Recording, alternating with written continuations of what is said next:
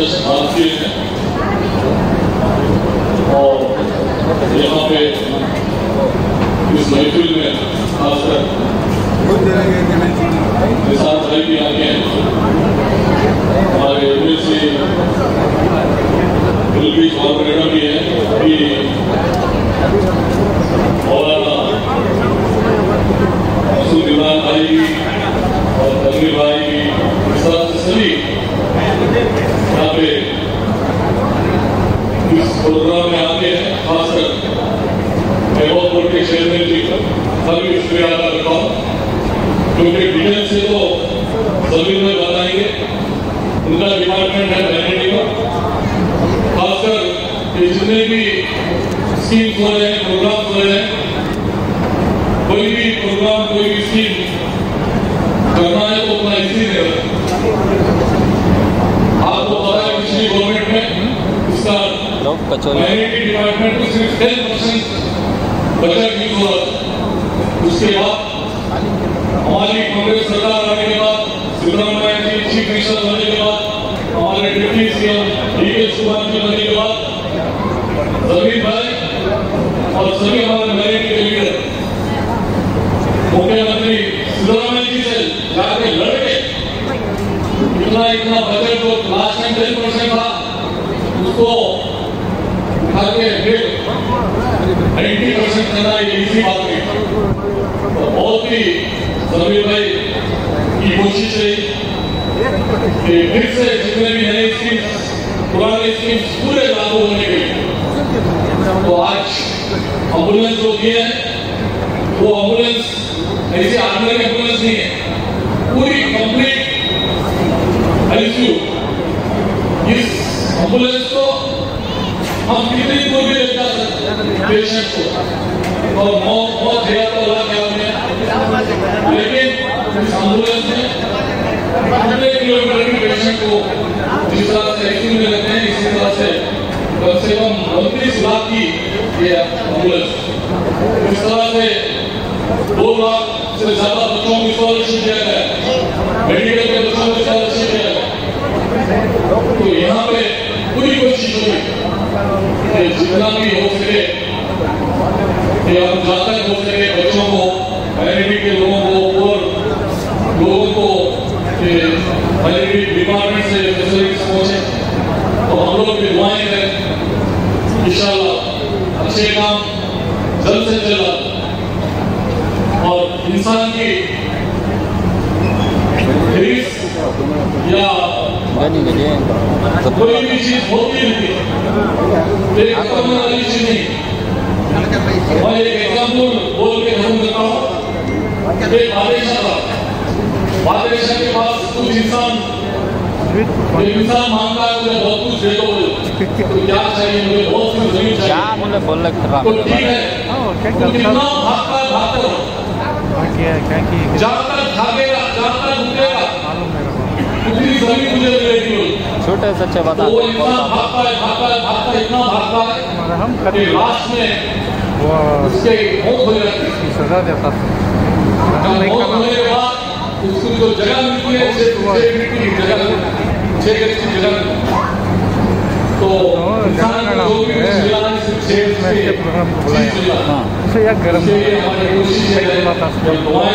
गांधी जयंती और हम लोगों के लिए भी दुआएं करें, इंशाल्लाह गणेश जो भी काम आता है जरूर हम ईमानदारी से काम करें।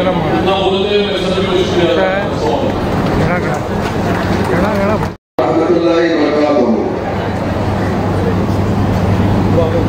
स्टेज पर हमारे मौलाना से इजाजत ने बोलते के लिए कनाडा में स्पीच करने के लिए वो भी बोले, मैं कनाडा में बोलता हूँ 2 मिनट जमीर साहब बोले दिया तो नहीं लेना तो ಈ ಒಂದು ಕಾರ್ಯಕ್ರಮದ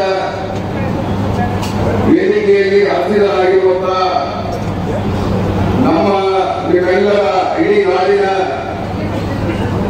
ಜನಮೆಚ್ಚಿನ ನಾಯಕರು, ಕರ್ನಾಟಕ ಸರ್ಕಾರದ ವಸತಿ ಹಾಗೂ ಅಲ್ಪಸಂಖ್ಯಾತರ ಮತ್ತು ವಕ್ಫ್ ಸಚಿವರಾದಂತಹ ಪಿಜೆ ಜಮೀರ್ ಅಹಮದ್ ಸಾಹೇಬರೇ ಹಾಗೂ ಈ ವೇದಿಕೆಯಲ್ಲಿ ಆಸೀನರಾಗಿರುವಂತಹ ಮಾನ್ಯ ಮುಖ್ಯಮಂತ್ರಿಗಳ ರಾಜಕೀಯ ಕಾರ್ಯದರ್ಶಿಗಳು ಹಾಗೂ ಅಲ್ಪಸಂಖ್ಯಾತ ಮುಖಂಡರು ಆದಂತಹ ನಸೀರ್ ಅಹಮದ್ ಸಾಹೇಬ್ ಅವರೇ ಹಾಗೂ ನಿಮ್ಮ ಎಲ್ಲ ನೆಚ್ಚಿನ ಯುವ ನಾಯಕರಾದಂತಹ ರಾಜ್ಯಸಭಾ ಸದಸ್ಯರು ಆಗಿರುವಂತಹ ನಾಸೀರ್ ಹುಸೇನ್ ಅವರೇ ಹಾಗೂ ಪ್ರಥಮವಾಗಿ ನಾನು ಗುಲ್ಬರ್ಗ ಹೇಳಬೇಕಾಗಿತ್ತು. ನಮ್ಮ ಈ ಒಂದು ಕಾರ್ಯಕ್ರಮಕ್ಕೆ ಆಗಮಿಸಿ ದುವಾ ಮಾಡಿರುವಂತಹ ಜಾಮಿಯಾ ಮಸೀದಿಯ ಮೌಲಾನಾ ಇಮ್ರಾನ್ ಮಸೂದ್ ಅವರೇ ಹಾಗೂ ಬಿಜಾಪುರ ಸರ್ಕಾರದಂತಹ ತಮಿಳ್ ಹಾಸ್ಮಿ ಬಿರಾವ್ ಅವರೇ ಹಾಗೂ ನಮ್ಮ ಕರ್ನಾಟಕ ಸರ್ಕಾರದ ವಿಧಾನ ಪರಿಷತ್ ಸದಸ್ಯರಾದ ಮೊಹಮ್ಮದ್ ಸಲೀಂ ಅವರೇ ಹಾಗೂ ಇನ್ನೊಬ್ಬ ವಿಧಾನ ಪರಿಷತ್ ಸದಸ್ಯರಾದ ಬಂಕಿ ಪಾಂಡು ಅವರೇ, ಕರ್ನಾಟಕ ಅಲ್ಪಸಂಖ್ಯಾತ ಅಭಿವೃದ್ಧಿ ನಿಗಮದ ಅಧ್ಯಕ್ಷರು ಆದಂತಹ ಅಲ್ತಾಫ್ ಅವರೇ ಹಾಗೂ ಉರ್ದು ಅಕಾಡೆಮಿ ಅಧ್ಯಕ್ಷರು ಆದಂತಹ ಮೊಹಮ್ಮದ್ ಅಲಿ ಮೌಲಾನಾ ಅವರೇ ಹಾಗೂ ಕರ್ನಾಟಕ ರಾಜ್ಯ ವಕ್ಫ್ ಮಂಡಳಿಯ ಮಾಜಿ ಅಧ್ಯಕ್ಷರು ಹಾಗೂ ಮಾಜಿ ಸದಸ್ಯರಾದಂತಹ ರಿಯಾಜ್ ಖಾನ್ ಅವರೇ ಮತ್ತು ಇನ್ನೊಬ್ಬ ಕರ್ನಾಟಕ ಮಾಜಿ ಅಧ್ಯಕ್ಷರು ನಮ್ಮ ಆತ್ಮೀಯರು ಆದಂತಹ ಶಾಮಿ ಸಾದಿ ಅವರೇ, ವೇದಿಕೆಯಲ್ಲಿ ಹಾಜರಾಗಿರುವಂತಹ ಎಲ್ಲ ಮತ್ತು ಮಹಿಳೆಯರು, ಈ ಒಂದು ಕಾರ್ಯಕ್ರಮಕ್ಕೆ ಇಡೀ ರಾಜ್ಯದ ವಿವಿಧ ಜಿಲ್ಲೆಗಳಿಂದ ಬಂದಿರುವಂತಹ ಮುತುವರ್ಜಿಗಳು ಹಾಗೂ ಕಾರ್ಯದರ್ಶಿಗಳು ಹಾಗೂ ಸದಸ್ಯರು, ಅದಕ್ಕಿಂತ ಮುಂಚೆ ನಮ್ಮ ರಾಜ್ಯದ ಎಲ್ಲ ಬಿಎಂಸಿ ಚೇರ್ಮನ್ಗಳು ಎಲ್ಲರೂ ಈ ಒಂದು ಕಾರ್ಯಕ್ರಮಕ್ಕೆ ಆಗಮಿಸುತ್ತಾರೆ. ನನ್ನ ಕರ್ನಾಟಕ ರಾಜ್ಯ ವಕ್ಫ್ ಮಂಡಳಿ ವತಿಯಿಂದ ತಮ್ಮೆಲ್ಲರಿಗೂ ಈ ಸಂದರ್ಭದಲ್ಲಿ ನಾನು ಅಭಿನಂದನೆಗಳನ್ನ ಸಲ್ಲಿಸಲಿಕ್ಕೆ ಇಷ್ಟಪಡ್ತಾ ಇದ್ದೀನಿ. ಯಾಕೆಂದ್ರೆ ಇದೊಂದು ನಾನು ಭಾವಿಸ್ತಾ ಇದ್ದೀನಿ, ಕರ್ನಾಟಕ ರಾಜ್ಯದಲ್ಲಿ ಇದೊಂದು ಐತಿಹಾಸಿಕ ಕಾರ್ಯಕ್ರಮ ಅಂತ ಈ ಸಂದರ್ಭದಲ್ಲಿ ನಾನು ಹೇಳಕ್ಕೆ ಇಷ್ಟಪಡ್ತಿದ್ದೀನಿ.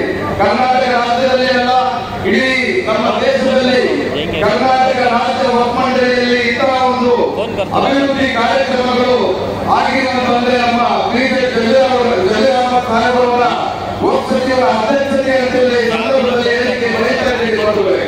ಬಂಧುಗಳೇ, ನಮಗೆ ಪ್ರೋತ್ಸಾಹ ಕೊಟ್ಟು ನಮ್ಮ ಕರ್ನಾಟಕ ರಾಜ್ಯ ವಕ್ಫ್ ಮಂಡಳಿಗೆ ಹಲವಾರು ರೀತಿಯಲ್ಲಿ ಅವರು 15 ತಿಂಗಳಲ್ಲಿ ಸುಮಾರು 15 ಬಾರಿ ನಮ್ಮ ವಕ್ಫ್ ಮಂಡಳಿಗೆ ಭೇಟಿ ಕೊಟ್ಟು ನಮ್ಮ ರಾಜ್ಯದ ಕುಂದುಕೊರತೆಗಳನ್ನ ಅವರು ನಮ್ಮ ಸದಸ್ಯರ ಜೊತೆಗೆ ನನ್ನ ಜೊತೆಯಲ್ಲಿ ಅದೇನಾದ್ರೆ ಈ ಹಿಂದೆ ಆಗಿರುವಂತಹ ಸಚಿವರಲ್ಲಿ ಪ್ರಥಮ ಬಾರಿಗೆ 15 ತಿಂಗಳಲ್ಲಿ ಭೇಟಿ ಕೊಟ್ಟಿರುವಂತಹ ಸಚಿವರಂದ್ರೆ ಜಗದೀಶ್ ಸಾಹೇಬ್ ಅಂತ ಹೇಳಿ ನಾನು ಹೇಳಿಕೆ ಕೊಡ್ತಾ ಇದ್ದೀನಿ.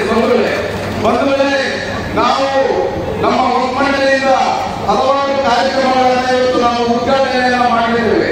ಅದರಲ್ಲಿ ನಮ್ಮ ರಾಜ್ಯಸಭಾ ಸದಸ್ಯರು ಹೇಳ್ತಾ ಇದ್ರು, 15 ಜಿಲ್ಲೆಗಳಲ್ಲಿ 15 ಕಾಲೇಜುಗಳನ್ನು ನಾವು ಪ್ರಾರಂಭ ಮಾಡಿದರೆ ಇದು ಬಹಳ ದೊಡ್ಡ ಕಾರ್ಯಕ್ರಮ. ಯಾಕಂದ್ರೆ ಎಜುಕೇಶನ್ಗೆ ಬಹಳ ಆದ್ಯತೆಯನ್ನು ನಾವು ಪ್ರಥಮ ಬಾರಿಗೆ ನಾವು ಕರ್ನಾಟಕ ರಾಜ್ಯ ವಕ್ಫ್ ಮಂಡಳಿಯಿಂದ ನಾವು ಆದ್ಯತೆಯನ್ನು ಕೊಟ್ಟಿದ್ದೀವಿ.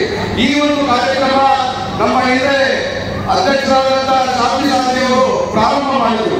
ಈ ಕಾಲೇಜುಗಳನ್ನು ನಾವು ಮಾಡಬೇಕು, ನಮ್ಮಲ್ಲಿ ಇರುವಂತಹ 50 ಕೋಟಿ ಅನುದಾನವನ್ನ ಅದನ್ನ ನಾವು ಕಾಲೇಜಿಗೆ ಸೀಮಿತವಾಗಿರಬೇಕು ಅಂತ ಹೇಳಿ ಅದನ್ನ ನಮ್ಮ ಫಸ್ಟ್ ರಿಸರ್ವೇಶನ್ ಮಾಡುವುದರ ಮೂಲಕ ಅವರು ಈ ಕಾರ್ಯಕ್ರಮವನ್ನ ಪ್ರಾರಂಭಿಸಿದರು. ಕರ್ನಾಟಕ ರಾಜ್ಯದಲ್ಲಿ ಕಾಂಗ್ರೆಸ್ ಸರ್ಕಾರ ಬಂದಾಗ ನಮ್ಮ ವಕ್ಫ್ ಸಚಿವರಾದಂತಹ ಬ್ರಿಗೇಡ್ ಕಬೀರ್ ಸಾಹೇಬ್ ಅವರ ಅಧ್ಯಕ್ಷತೆಯಲ್ಲಿ ನಾವು ಇದನ್ನ ಇಟ್ಟಾಗ ಅವರು ನಾನು ಮಾಡಿಕೊಟ್ಟಿದ್ದೆ ಅಂತ ನನಗೆ ಆಶ್ವಾಸನೆ ಕೊಟ್ಟು ಇವತ್ತು ಉದ್ಘಾಟನೆ ಮಾಡಿದ್ದಾರೆ. ನಮ್ಮ ರಾಜ್ಯದ ಸಮಾಜದ ಎಲ್ಲ ವತಿಯಿಂದ ನಾನು ಅವರಿಗೆ ತುಂಬಾ ಧನ್ಯವಾದಗಳನ್ನ ಈ ಸಂದರ್ಭದಲ್ಲಿ ಹೇಳಲಿಕ್ಕೆ ಬಯಸ್ತಾ ಇದ್ದೇನೆ. ಅದೇ ರೀತಿ ಅಂಬೇಡ್ಕರ್ ಕಾರ್ಯಕ್ರಮ ಇರುವುದು, ಫ್ರೀಗರ್ ಕಾರ್ಯಕ್ರಮ ಇರುವುದು ತಮ್ಮೆಲ್ಲರಿಗೂ ಕೊಟ್ಟಿದೆ. ಇವತ್ತು 3 ಕಾರ್ಯಕ್ರಮವನ್ನ ನಮ್ಮ ಮಂಡಳಿಯಿಂದ ನಾವು ಪ್ರಾರಂಭ ಮಾಡಿದ್ವಿ. ಅವರಿಗೆ ದೇವರು ಒಳ್ಳೆಯ ಆರೋಗ್ಯ ಆಯುಷ್ಯ ಕೊಡಲಿ ಅಂತೇಳಿ ಈ ಸಂದರ್ಭದಲ್ಲಿ ನಾನು ಹೇಳಿ, ಮುಂದೆ ಬರುವಂತ ದಿನಗಳಲ್ಲಿ ಕರ್ನಾಟಕ ರಾಜ್ಯದ ಅಲ್ಪಸಂಖ್ಯಾತರ ಸಮಾಜಕ್ಕೆ ಇಂತಹ ಒಳ್ಳೆಯ ಕಾರ್ಯಕ್ರಮಗಳನ್ನು ಅವರು ಮಾಡಲಿ ಅಂತೇಳಿ ಸಂದರ್ಭದಲ್ಲಿ ನಾನು ಅವರಲ್ಲಿ ಮನವಿಯನ್ನು ಮಾಡಿಕೊಳ್ಳುತ್ತಾ, ಹಾಗೂ ಈ ಒಂದು ಕಾರ್ಯಕ್ರಮಕ್ಕೆ ಇಡೀ ರಾಜ್ಯದ ಎಲ್ಲ ಸಮಸ್ಯೆಗಳಿಂದ ಹಾಗೂ ಎಲ್ಲ ಜಿಲ್ಲೆಗಳಿಂದ ರಾಜ್ಯ ನಮ್ಮ ಡಿಎಂಸಿ ಚೇರ್ಮನ್ಗಳು ಬಂದಿದ್ದಾರೆ. ಅವರೆಲ್ಲರಿಗೂ ಹಾಗೂ ವೇದಿಕೆಯಲ್ಲಿ ಆಶೀರ್ವಾದ ಎಲ್ಲ ಗಣ್ಯರಿಗೆ ನಾನು ಮತ್ತೊಮ್ಮೆ ಅಭಿನಂದನೆಯನ್ನು ಸಲ್ಲಿಸಿ ಇದರಲ್ಲಿ ಪ್ರಮುಖ ಪಾತ್ರ ವಹಿಸುವಂತ ನಮ್ಮ ವಕ್ಫ್ ಮಂಡಳಿಯ ಮುಖ್ಯ ಕಾರ್ಯನಿರ್ವಹಣಾ ಅಧಿಕಾರಿಗಳು ಹಾಗೂ ನಮ್ಮ ಜೊತೆಗೆ ನಮ್ಮ ವಕ್ಫ್ ಬೋರ್ಡಿನ ಸದಸ್ಯರು ಎಲ್ಲರೂ ಇದ್ದಾರೆ. ಅವರೆಲ್ಲರೂ ಸಹ ನಮಗೆ ಸಹಕಾರ ಕೊಟ್ಟಿದ್ದಕ್ಕೆ ಎಲ್ಲ ಒಂದು ಒಳ್ಳೆಯ ಕಾರ್ಯಕ್ರಮಗಳು ಆಗಿದ್ದಾವೆ. ಕೇವಲ ಒಂದೇ ವರ್ಷದಲ್ಲಿ ನಾವು ಸಾಕಷ್ಟು ಒಳ್ಳೆಯ ಕಾರ್ಯಕ್ರಮವನ್ನ ಮಾಡಿದ್ದೀವಿ ಅಂತ ಹೇಳಿ ಈ ಸಂದರ್ಭದಲ್ಲಿ ತಮಗೆ ತಿಳಿಸುತ್ತಾ ತಮ್ಮೆಲ್ಲರಿಗೂ ಇನ್ನೊಮ್ಮೆ ಹೊಂದಿಸಿ ವೇದಿಕೆಯಲ್ಲಿ